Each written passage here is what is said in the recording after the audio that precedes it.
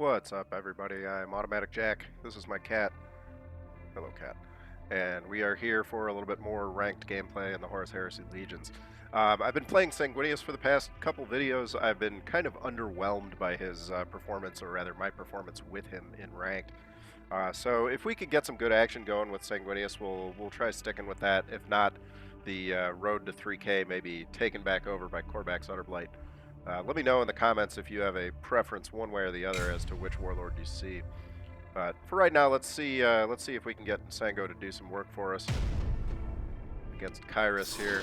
If not, then we will just make the switch back over to our Jelly Fat Man. Alright, starting off with a Melorus, that's always good news. And starting off without any kind of drop pod, that's not as good news. If there must be a sacrifice, it will be made.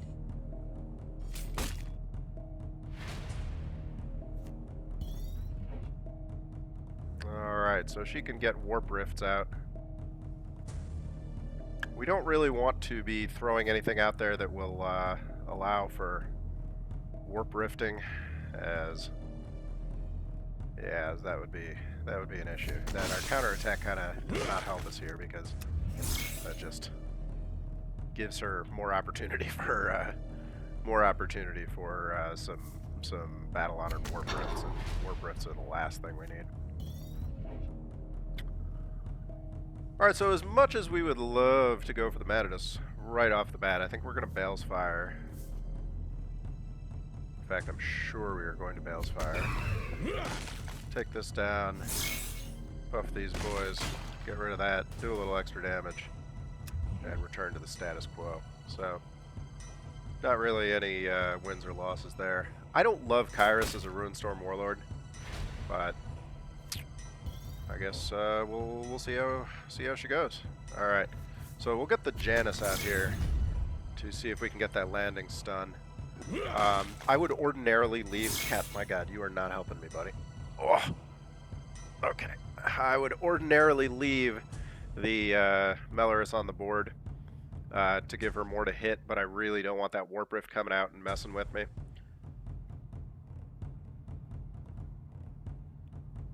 Yeah, I think it's probably better to just take the swing. She doesn't have that much health. She starts a little low on health. She's a 30 hit point warlord, so. Alright, and is going to go ahead and take the stun then. Fair enough. Oh, what do we think? Blade and Carmine or a Matadus squad up? I think probably the Blade and Carmine here for the extra damage. Just because we can at this point. Also, we're going to get that counterattack up here because she's going to be stunned. Is she going to be stunned? No, I think she's stunned. I think I screwed up. But, oh well, we got the counterattack out regardless. We get some extra points of damage on her. And she's already in some trouble. I mean, we got a host of angels queued up. We can get damage out of that. Oh yeah, she is going to be stunned. No, I didn't screw up. Good. Good, good, good. Okay. So, this is fine. We're doing great. So it'll be 2 to the face. One of these kills one of those. 3 more to the face.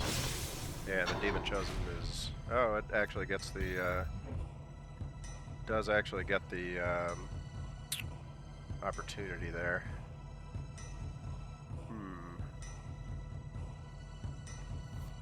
There's a lot of options here with... So we're gonna start killing that.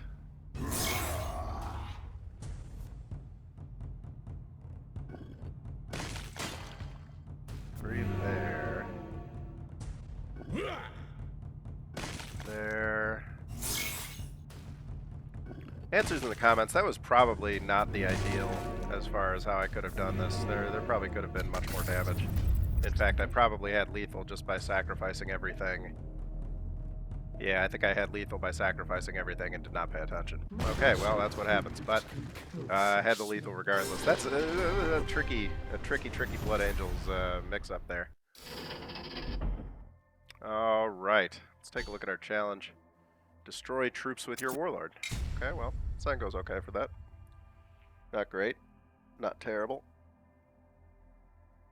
Kind of makes sense why he's playing Battle Honor Warlord, maybe looking to destroy some troops. Kyrus would probably not be the one that I would pick, necessarily. Who do we get? Alpha Legion. Some sort of Alpha Legionary. Keep the mad at us, toss the Dawnbreaker.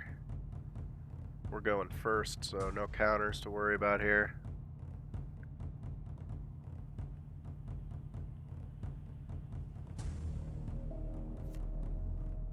We fly on righteous wings. Guy's a pretty highly rated Alpha Legion player. That's a little bit worried, but Alpha Legion does start slow, and he wants to choose a lot between, does he want to get traps into my hand? If he's running a trap-heavy deck, he has to choose between popping drop pods. Yeah, or putting in traps. Okay, so he's not worried about traps, he's just going straight for Alpharius. Okay, fair enough. Oh, the mad at us into stealth is pretty strong. We like that. Giving us lots of options for future turns with mad at a squad is quite nice.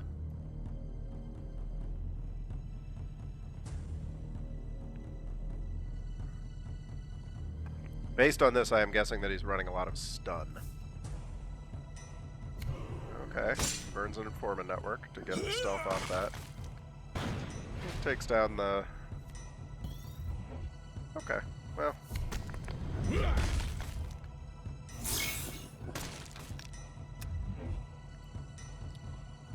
I don't know, I'm always kind of nervous facing decent Alpha Legion players. Just because it's very difficult to know how they're going to play against us, like what they're going to do. That does not hurt me at all. Okay. In fact, some of those draw cards are quite nice for me. Don't mind that a bit.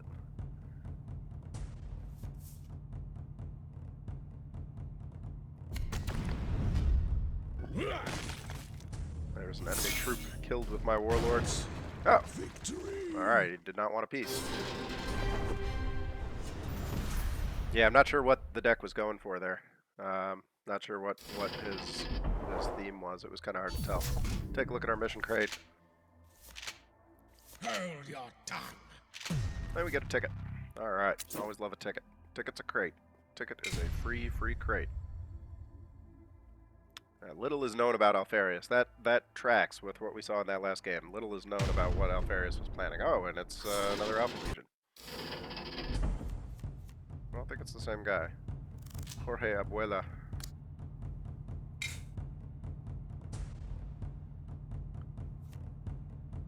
Alright, good luck to Jorge. On righteous wings. Good luck to us. We are Legion. We'll start out with the Colonnadus squad. Just again to, you know, these guys, a lot of them, they're wanting to use their warlord power 2, 3, maybe even 4 times. If we are able to get drop pods down,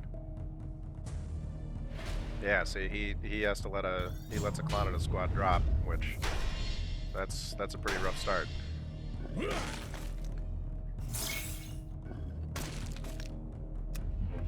Able to put down a little bit of firepower.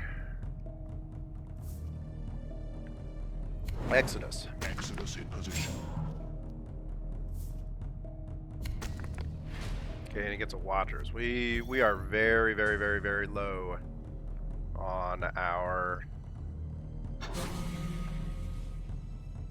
Oh boy. Okay.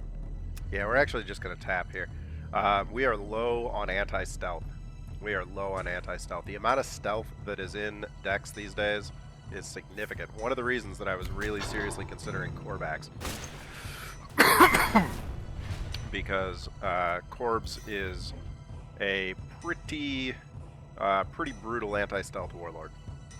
Pretty brutal anti-stealth warlord. Yeah, he can do quite a lot with the anti-stealth. Maybe a sacrificial Amicus squad here is the answer. I think. Because even though he can jam it so it doesn't do its damage, that's still a 3/3. Interesting choice. Okay.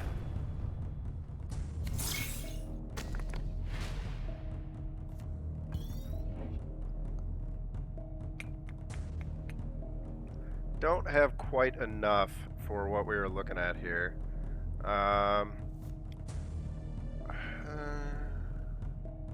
What is this thing? Receives 2 damage? Okay, so that's actually okay. We can just use the, we can use this to just kill it.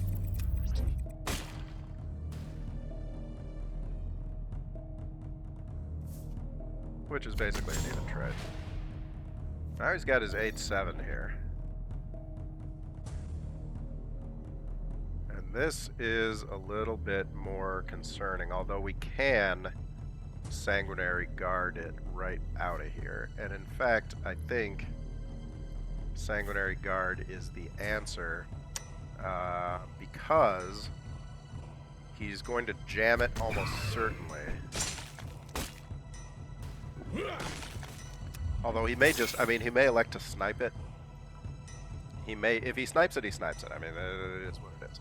But if he does not snipe it, and he leaves it on the board as a body,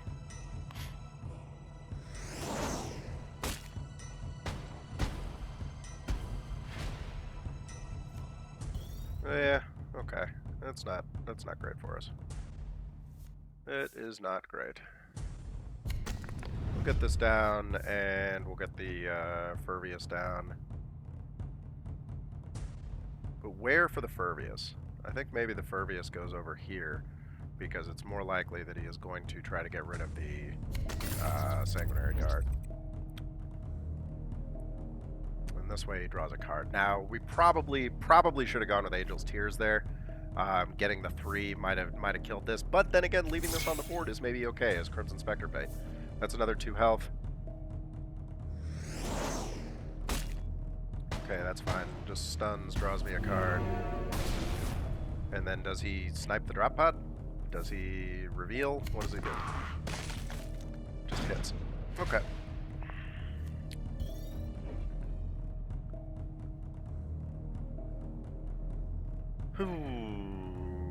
Well, a couple options. We can blast all these guys with our. We could blast all these guys with the Crimson Spectre after knocking this in. I think maybe just the Host of Angels is our absolute best option right now. We'll reduce that a little bit because he's probably not going to use it for face, but he might. Either way, let's see. He's got 9 damage queued up. Oh, he's got the D-sets. Got the D-sets ready for the Host of Angels. We managed to keep 1 drop pod on the board though. That's okay. We managed to keep our Furvius Command Squad on the board. Yeah, all things considered, as far as that D-sets could have gone, that was about the best option that there could have been. Okay, so he uses that to pop a drop pod. And now we are in Crimson Spectre territory. Yes, we are. Alternatively, of course, we can Tiberel. We have a lot of options here. We have many options. Mad at his flank. We can do lots of stuff. Angel's Tears here. Mad at his squad. Actually, first off, here. Let's see what we get. Okay, kill the Watchers. Great, love it. We can Mad at his squad and flank them into this.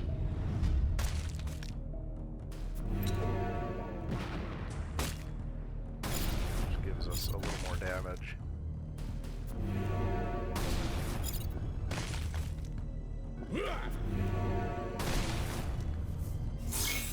And we'll get the Melorus for more targets. Alright. Don't hate that. He's running a little low on health. He does have his big shot, but I mean, we've got options. Decides to put the Furbius back. Interesting choice. And he gets himself a 3-cost Imperial Army troop, which happens to be a bunker. Not god-awful, honestly, as far as these things go. Let us see. So we would like to hit this. We'd like to hit this. We'd like to Crimson Spectre those. Heal myself for a big ol' 6. And get another Mellor squad up. And I'm actually just going to use the 5 to face there. He might have a means to heal himself, though. We're running pretty far ahead on health, but not to the point where we are invincible. Even 25 against Alpha Legion. I mean, this guy could potentially heal twice in this turn, should he reconnect. But it's looking like maybe Jorge decided he would not want any more of Sanguinius. Probably going to be made to be a fool by saying this, but usually when it gets down to 15 seconds, that means it's an actual quit, as opposed to like a genuine drop. I have had drops, I'm sure you guys have had too, where it like literally just disconnected me for 30 seconds for reasons totally unknown to me. But alright. Padre Horus? Like, Father Horus? Got it backwards. They're sons of Horus. Alright. So, 3 for 3 so far. That's how we started off last time. I think we gave back 2 last time. Let's see if we can do a little bit better than that.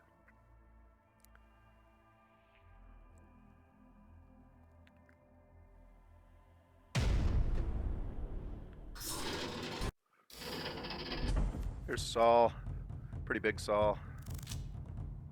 We're okay with the Amicus and the Hermia. Seems like a good start. We would love to get a Mellorus. We fly on righteous wings. Or a Lactitio or any of our 2 costs. Yeah, that's okay too. That is okay too. If he does nothing... Yeah, I was gonna say, if he... Okay, just for the Emperors. And draws. Okay. I think the Hermia is the best option here. We start off with that 10 health delta. Gets us some cards. Now we got troops to drop. If we were to get a Clonidus next turn, that would be absolutely amazing. A Clonidus would be big. But this is unfortunate. This is going to be a big card. This is going to be a 5 cost. Yep, there it is. There it is. Ooh, and there's the Clonidus. Alright, well, Mellorus one side, Clonidus the other side. And we will go for his face. Hopefully that means he has to use his Agnomen to pop this drop pod. Hopefully he doesn't have 2 damage handy that he can throw into that drop pod. Oh, yes it does. Alright, well that saves us some face damage. Woo! We are glad about that. We're not as glad about that. That is much more of a problem. Alright.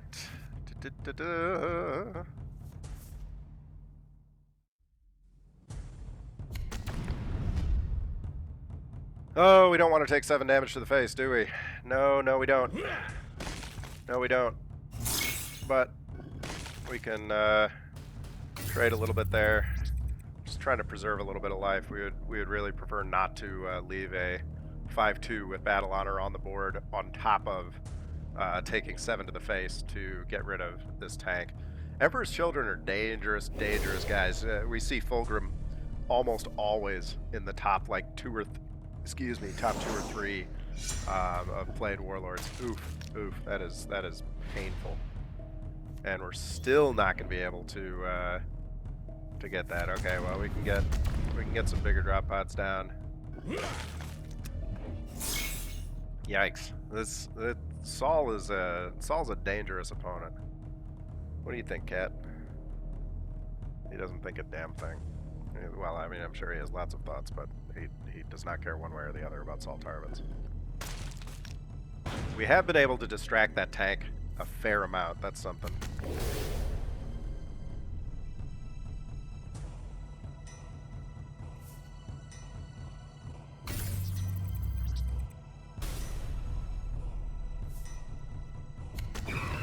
Jesus God.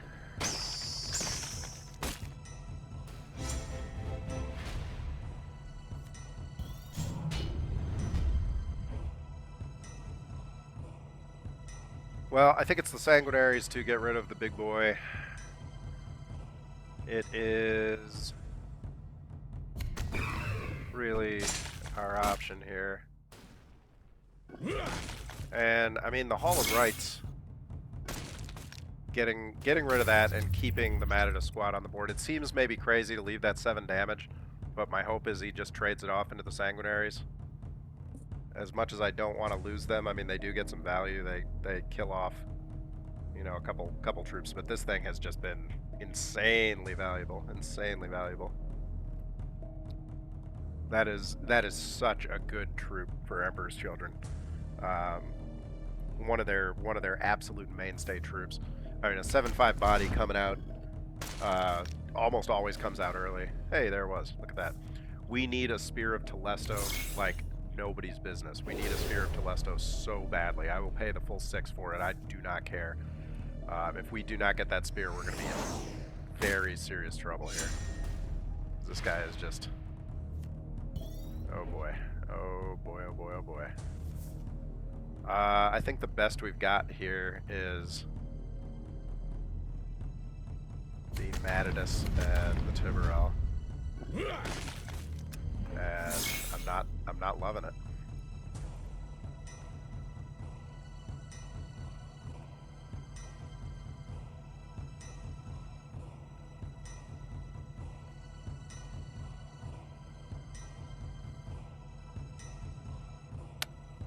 What do we think? What do we think? What have you guys been playing lately? How has the patch affected your decks? Anybody else on here playing kind of in my same range? High Mars, low Terra? Have any options or feelings about how... Is that straight out destroy that? My God. Yeah, we're pretty much done on this one, unfortunately. I think this is probably the end. Even a Crimson Spectre is not going to be sufficient here.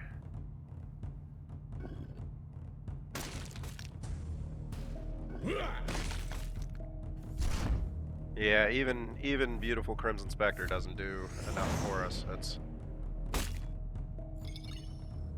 heals us up a little bit, but not enough. Not enough. I don't think we're going to be able to survive 2 more turns, which we would pretty much need to.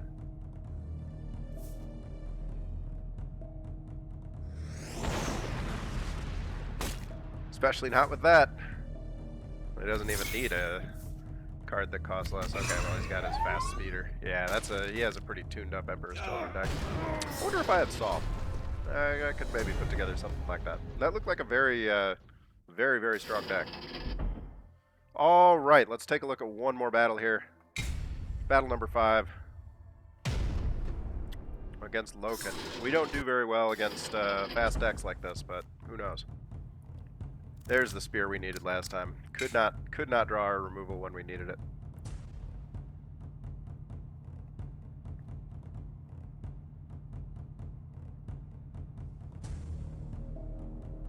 Have not seen a whole lot of the prophecy revealed either for the stealth. Not that Loken likes to fire off a lot of stealth. Oh, we fly on righteous wings. For the Emperor! Loken has a surprisingly high voice in this. I did not picture a Space Marine having "For the Emperor." He would fit in better with Gilliman's Smurfs. Ooh, the Amica squad coming in clutch. Love it. We gotta burn him down before he burns us down. That's really just how it goes.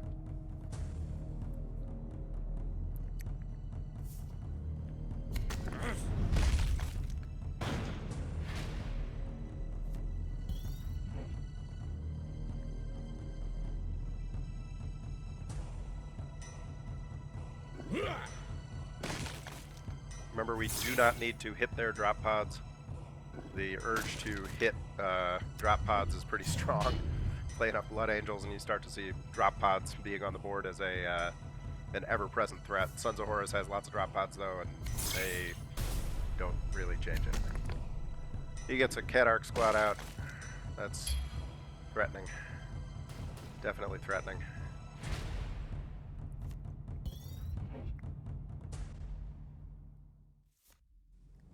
Don't love that, but we can get our Tiburel up.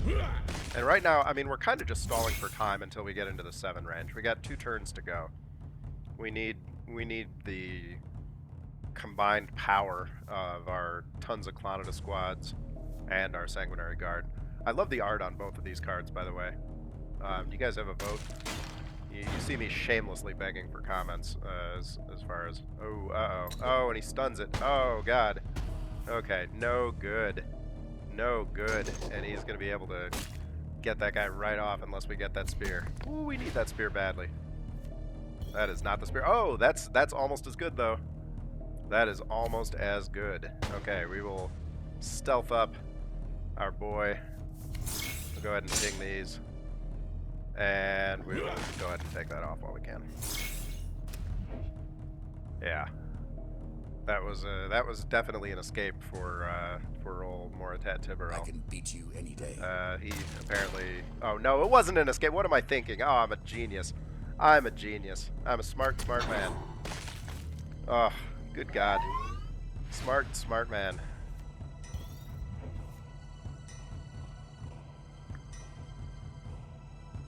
Alright, so I think we just sanguinary his boys here.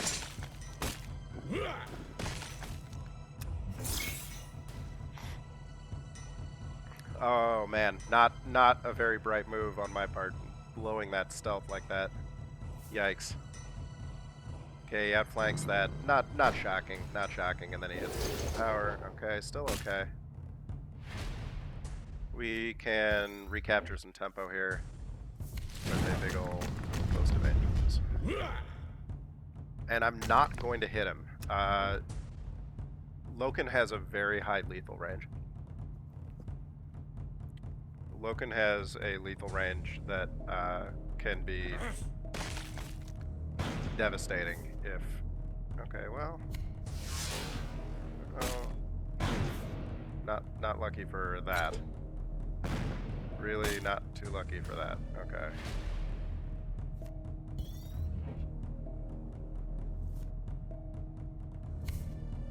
Definitely going to take the Survivor 1 on my Warlord there. Definitely would need that. Just to try to forestall his lead a little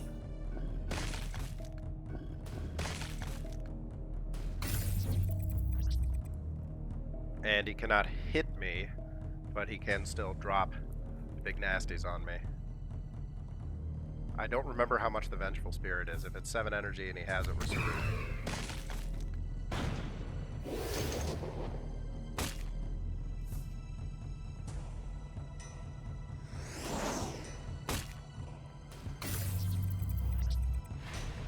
Might still be screwed.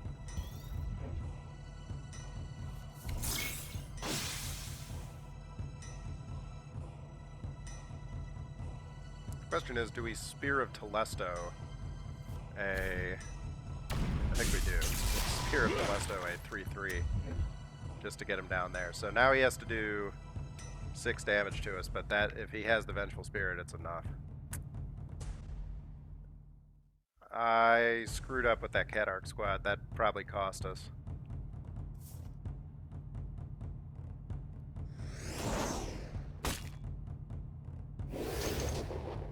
Yeah, basically if he has that damage. And he does.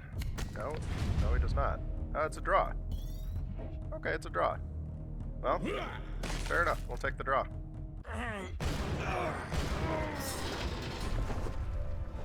Alright, well, 3 wins, a loss, and a draw is definitely better than 3 wins and 2 losses. Not upset necessarily with taking the draw there in the end. Okay, guys, well, that was at least our first one on the road to 3,000 where we ended up in the Terra bracket. That's a small improvement, but it's an improvement. So thanks for watching as always. I'm Automatic Jack signing off. See you next time.